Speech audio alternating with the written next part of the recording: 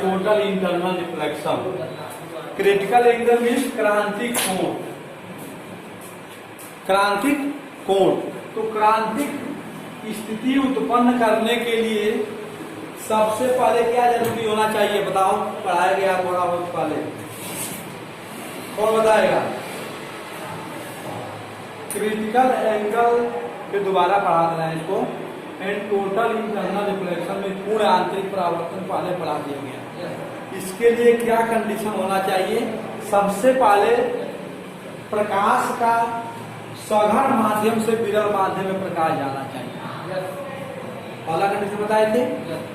प्रकाश हमेशा जो है कि पहले मान लो यह हमारा सघन माध्यम है, माध्यम फर्स्ट है, माध्यम फर्स्ट, और ये माध्यम सेकंड, माध्यम। तो माध्यम फर्स्ट जो हम लिए 1 से अगर नोट किए इसको 2 से, तो पहला माध्यम अगर मान लो हमारा कांच है, क्या है, और यह वायु है या जल है, कुछ भी ले सकते हो। तो कांच से प्रकाश वायु में जा रहा है, तो अब कांच हमारा क्या हो गया? सघन माध्यम हो गया। कौन सा माध्यम हो गया? सघन मीन्स, और ये विरल। सघन क्यों कहेंगे? क्योंकि इसमें डेंसर मतलब इसके मॉलिक्यूल्स एक दूसरे के बहुत नजदीक आसपास, और विरल वायु है। तो मान लो कोई प्रकाश की किरण जो है कि परावर्तक तल के इस बिंदु पर आपतित होती है, और उस बिंदु पर नॉर्मल हमें खींच दिए यानी अभिलंब। क्या खींचे? अभिलंब यन। अब यह प्रकाश की जो किरण है अभिलंब यानी अंडैश मान लिए, तो इसके साथ एक कोण बना दिया है, तो दिक्कत। अब यह जब कांच से वायु में प्रकाश जा रही है, तो कल पढ़ाया गया था कि अपवर्तन का नियम एक आता है कि जब सघन माध्यम से विरल माध्यम में प्रकाश की जा रहा है, तो अविलंब से दूर हट जाता है। अविलंब से प्रकाश का यह वो है, थोड़ा सा इधर बना यह कौन हो गया। अब जैसे जैसे आपतन कोण का मान बढ़ाते जाएंगे, मान लो ये स्थिति सेकेंड आ गई, ये स्थिति फर्स्ट है, और यही स्थिति सेकेंड में आ गई। अब जो यह कोण है आई, उससे कहीं अधिक कर दिए आपतन कोण का मान, I equal to C, I equal to. तब यह जो है कि जो यह परावर्तित किरणें अपवर्तित किरणें हैं जो दूसरे माध्यम में जा रही है, वह किससे? दोनों परावर्तक तलों से होकर जाएगी। अब इस कोण की माप कितनी जाएगी? 90 हो जाएगी। यही हमारा क्रांतिक कोण कहलाता है। कौन सा? यह कोण आपतन मतलब सघन माध्यम में बना वह कोण, बना हुआ है आपतन कोण, जिसमें विरल माध्यम में अपवर्तन कोण 90 अंश हो जाए, तो आप सघन माध्यम में उस कोण को क्या कहेंगे? क्रांतिक कोण कहेंगे। और जैसे ही आपतन क्रांतिक कोण से मान अधिक हो जाएगा, थोड़ा सा भी मान अगर क्रांतिक कोण से अधिक होगा, मतलब सी से अधिक होगा, या उस स्थिति में यह विलंब है, तो जितना यह बनाएगा उतना परावर्तन के नियम से अपने ही माध्यम में प्रकाश करे वापस आ जाएंगे। यह हमारा पूर्ण आंतरिक परावर्तन है, पूर्ण आंतरिक परावर्तन। और ये हमारा क्या हो गया? क्रांतिक।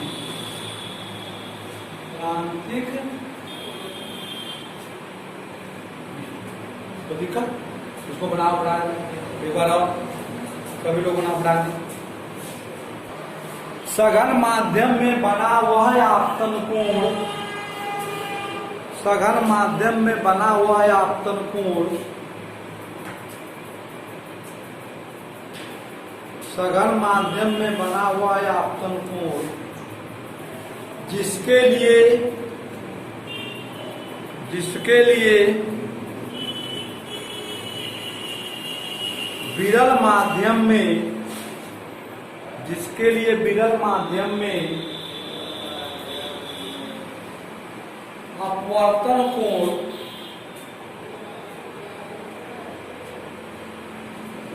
90 अंश हो जाता है।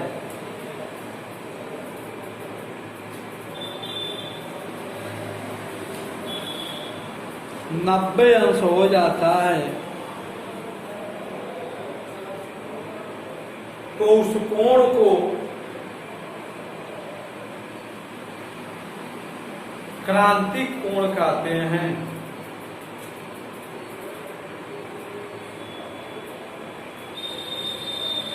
उस कोण को क्रांतिक कोण कहते हैं। यदि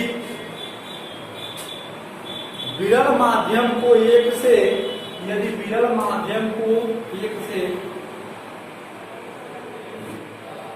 मतलब ये माध्यम फर्स्ट हो जाए, मतलब ये माध्यम फर्स्ट हो जाएगा, ये माध्यम तथा सघन माध्यम को 2 से प्रदर्शित किया जाए,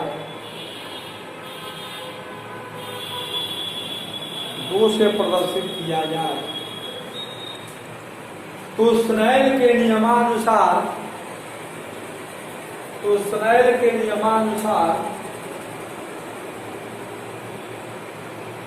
सघन माध्यम के सापेक्ष स्नेल के नियमानुसार सघन माध्यम के सापेक्ष विरल माध्यम का अपवर्तनांक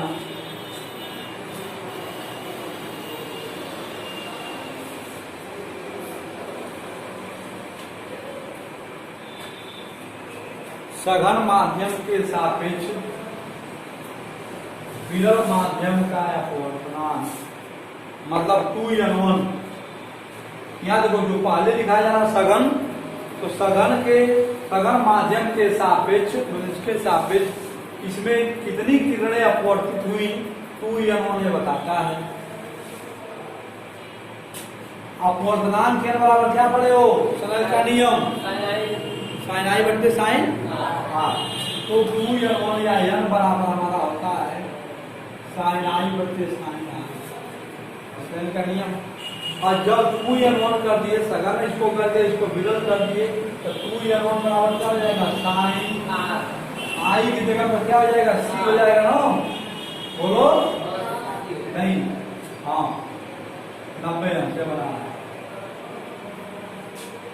जब आई बराबर सी इसी बना दी आई बराबर सी, जब आई को बढ़ा दिए कोण को और ये सी हो गया तब यह कोण कितना हो गया 90। तो आई बराबर सी तो साइन आर बराबर कितना हो जाएगा तो दिक्कत। अब यहां से हम 2n1 बराबर साइन सी बटे साइन 90।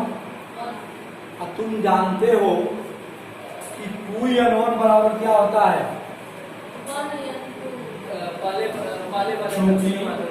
2n1 बराबर 1/1n2 लिख सकते हो तो इसके जगह पर इतना लिख सकते हो कितना, जब यह इसके बराबर है तो इतने के जगह पर इतना लिख सकते हैं। तो हम क्या कर दिए 1/1n2 बराबर हुआ, या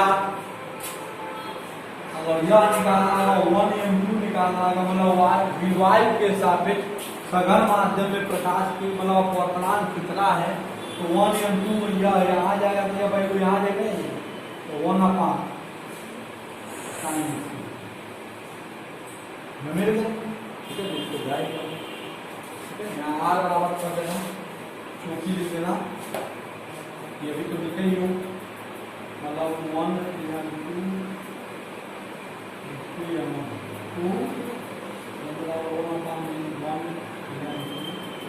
और यहाँ कर देना आई बराबर सी और आर बराबर स्नेल के नियम ना।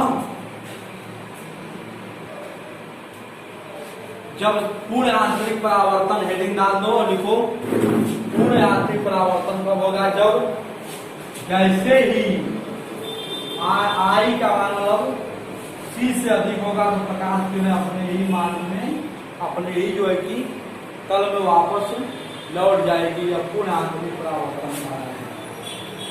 पूर्ण आंतरिक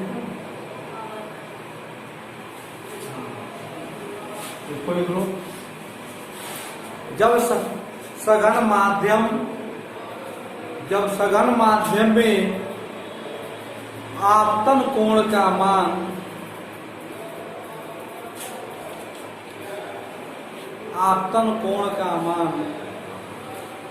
क्रांतिक कोण से आगे बढ़ाया जाता है, क्रांतिक कोण से आगे बढ़ाया जाता है।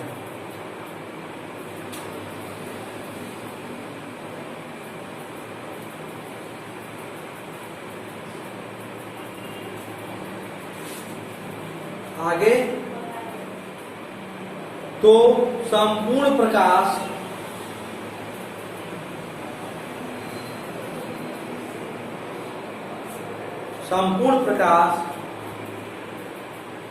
परावर्तित होकर सघन माध्यम में,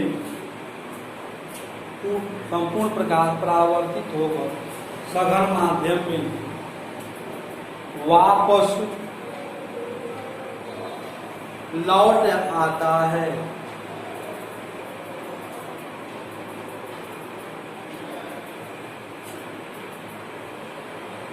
प्रकाश के इस घटना को ही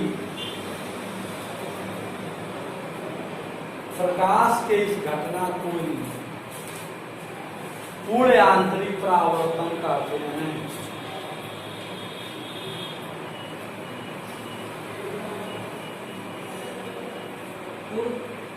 आंतरिक परावर्तन कहते हैं।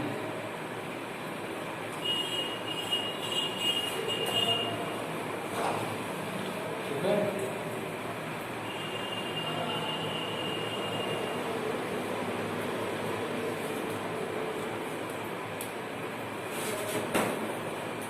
किसी माध्यम में, सवाल नोट करो, किसी माध्यम में प्रकाश की चाल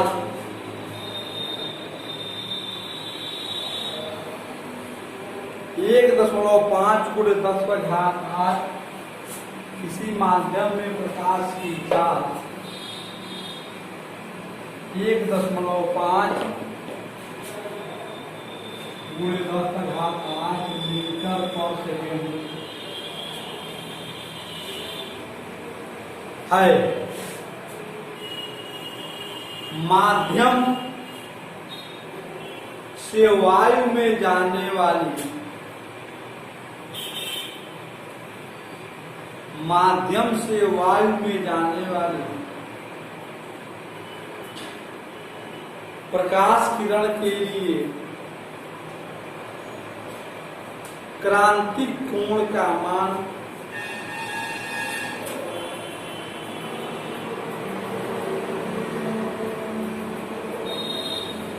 कितना होगा?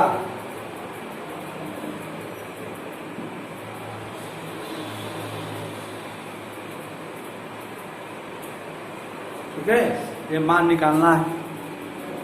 बंद करो। तो इस प्रकार डेंसर माध्यम में चाल V2 और रेयर माध्यम में चाल V1 त्रिकोण वायु प्रकाश की चाल। अब R तो R V1 बटे V2। अब इसका मान दिया है और इसका मान दिया है, मान निकाल आ गया। तो साइन C = 2 या साइन C = साइन 30°, साइन 1/2 का मान 30° होता है। तो C = 30 आता, क्रांति कोण 30°। क्रांति कोण की एक किरण जो कांच में संचरण कर रही है,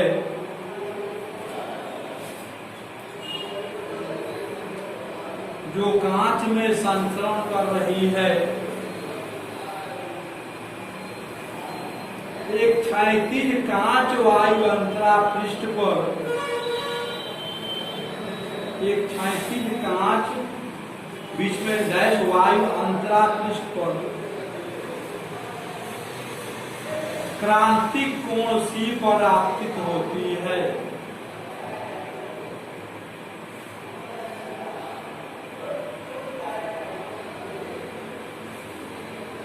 यदि यदि क्रांति कोण सी पर आपतित होती है, यदि कांच वायु अंतरा पृष्ठ पर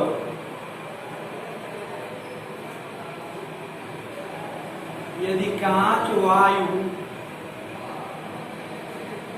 अंतरा पृष्ठ पर जल की एक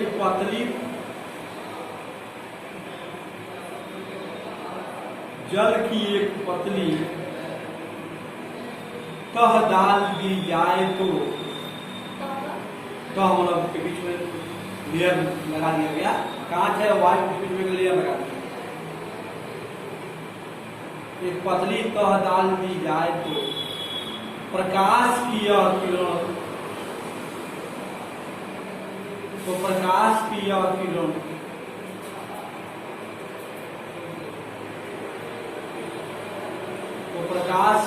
किरण जल वायु अंतरा पृष्ठ से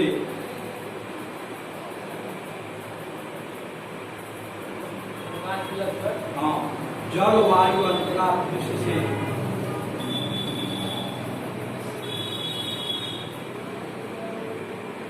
वायु में किस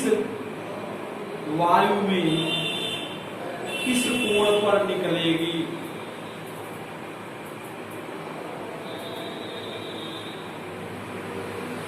जबकि कांच का अपवर्तनांक दिया ANG बराबर 3/2,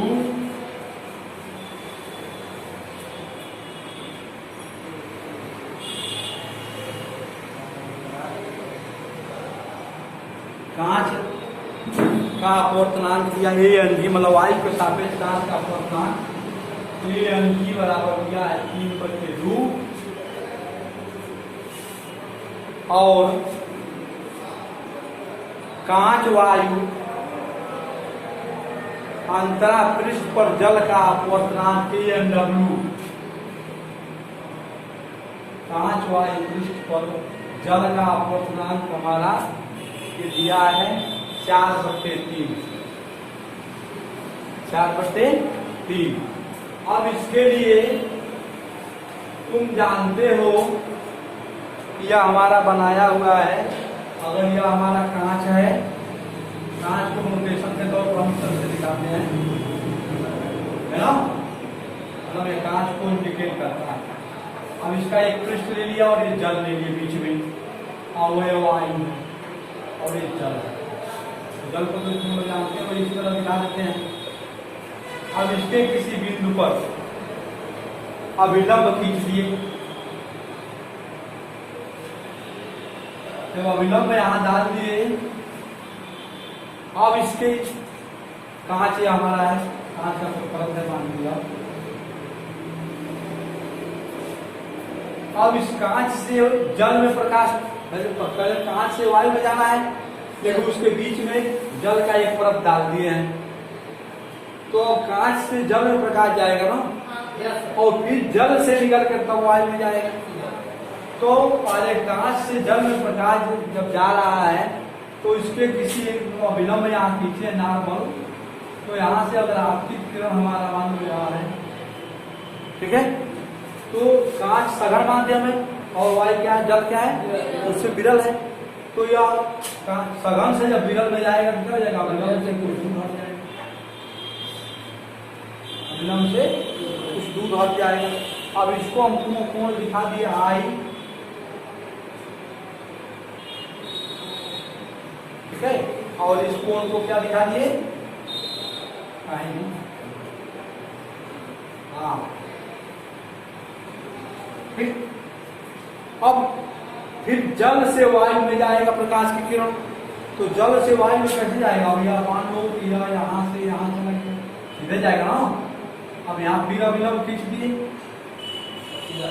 अब जल से वायु में जा रहा है तो क्या हो जाएगा, फिर यह जल और वायु में, जल क्या है, सघन माध्यम है, वायु के सापेक्ष है ना, वायु के सापेक्ष जल क्या है? सघन माध्यम है, वायु क्या विरल है, तो फिर यह और दूर चला जाएगा। यही पूछ रहा है कितना कोण बनाएगा, यही पूछ रहा है कि कितना कोण बनाएगा, यही हमें बताना है। तब यह हमारा यह दोनों अभिलंबवत किरणें हैं, नॉर्मल है, तो अभिलंब या सीधा मानों पर बना दी इसको। तो दो समांतर रेखा पे तिर्यक रेखा काटती है तो आपतन कोण बराबर आपतन कोण करता है। ये कौन सा कोण होता है? एकांतर अंतर कोण क्या होते हैं? बराबर होते हैं। तो यह कोण इस कोण के बराबर, तो यह आर है तेरी और यही कोण हमें बताना है कि कितना होगा। ठीक है, तो इसको हल करो, पहले बना लो पढ़ा के। जल के सापेक्ष नहीं, वायु के सापेक्ष कांच का अपवर्तनांक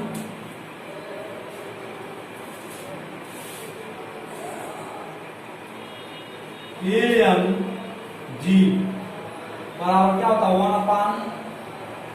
1/sin c, है ना? नहीं, sin c होता, तो यहाँ से sin c बराबर क्या हो जाएगा?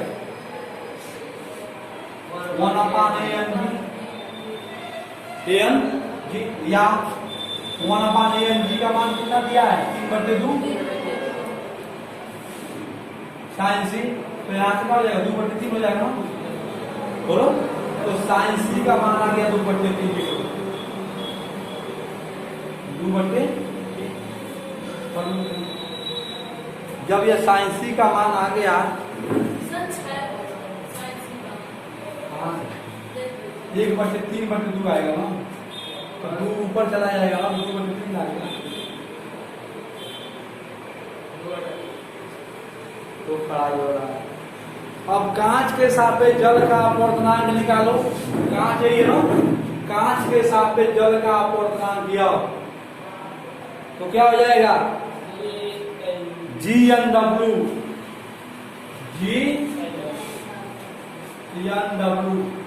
तो GNW बराबर क्या पढ़े हो? ANW मान AN, GNW बराबर सूत्र पढ़ाएगा था ANW बटे AN, और ANW का मान कितना है? 4/3, है ना? और जल का वायु के सापेक्ष वाटर में जल का अपवर्तनांक दिया है, यह 4/3 बटे AN G का मान 3/3। इसको हल करना क्या हो जाएगा? 3 का 8 हो जाएगा, 3 8/9 आ गया। GNW का मान इसको मिलाना पड़ेगा, और sin c का मान 2/3 आया। तब इसको हम मिला के और यहाँ हम लिख लेते हैं, sin c का मान हम लिख लिया 2/3 और GNW का मान इसको नोट किए थे, इसको नोट करो।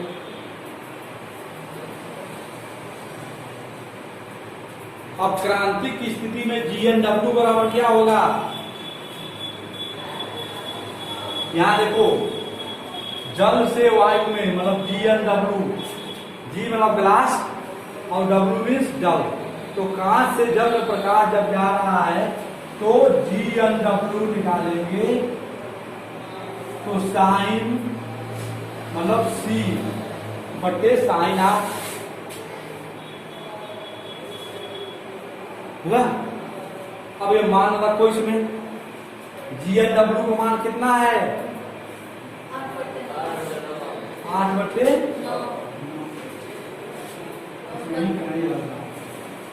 और साइन C का मान कितना निकालेंगे? 2/3, तो साइन R, और साइन R का मान यहाँ से निकाल लो, निकल जाएगा ना। साइन R बच्चे हैं, साइन R को यहाँ कर